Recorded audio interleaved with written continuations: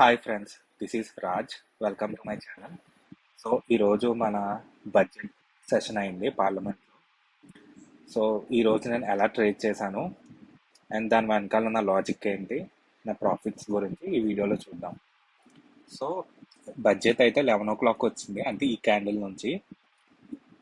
Before ఈ candle అన్ని లో వాల్యూమ్ క్యాండిల్స్, ఎక్కువ వాల్యూమ్ లేదు, అంటే తక్కువ మంది పార్టిసిపేట్ చేశారు. బట్ నాకు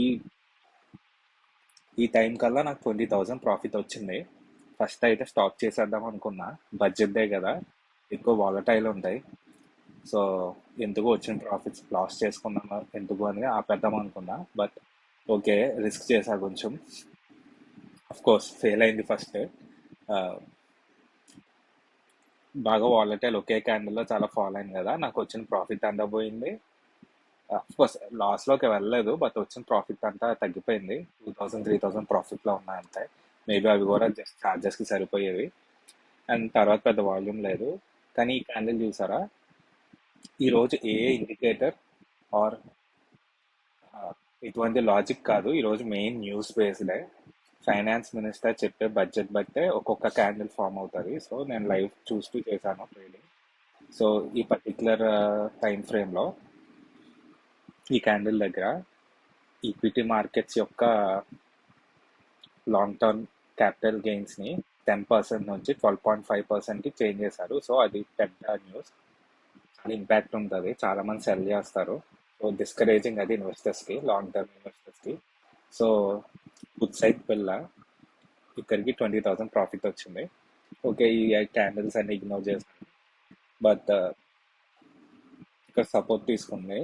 ఐ మీన్ ఈ క్యాండిల్ హై బ్రేక్ చేశాక ఇక్కడ నేను కాల్ తీసుకున్నా, కొంచెం స్లోగా వెళ్ళినా ఓకే, ఇంకో 20K 40K ప్రాఫిట్ వచ్చింది ప్రాఫిట్. అండ్ ఇక్కడ సూపర్ ట్రెండ్ లెవెల్కి వచ్చింది కదా, సో టైం కూడా 2 o'clock అయింది. సో ప్రీమియమ్స్ అన్ని డ్రాప్ అయిపోతాయి, call side and put side, because VIX follow అయింది. ఈవెంట్ అయిపోయింది కదా, సో ప్రీమియమ్స్ అన్ని ఫాలో అవుతాయి, కాల్ అండ్ పుట్ సైడ్ కూడా. సో ఇక్కడికి స్టాప్ చేసేసా, గుడ్ ప్రాఫిట్ ఉంది కదా అని. అండ్ ఈరోజు ఎక్కువ వాల్యూమ్ వచ్చి పుట్ సైడ్ వచ్చింది.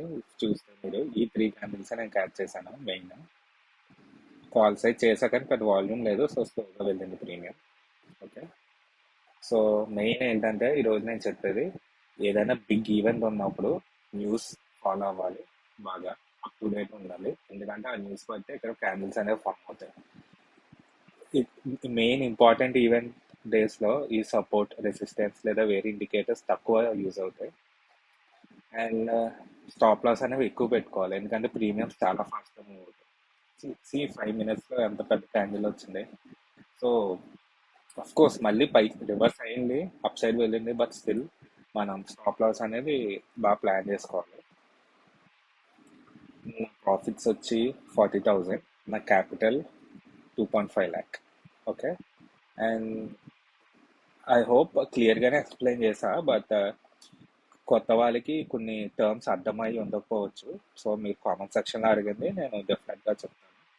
అండ్ ఎవరైనా నేర్చుకోవాలని ఇంట్రెస్ట్ ఉంటే ఫ్రీ సెషన్సే, జస్ట్ డిస్క్రిప్షన్లో డిమాట్ అకౌంట్ లింక్ ఉంటుంది.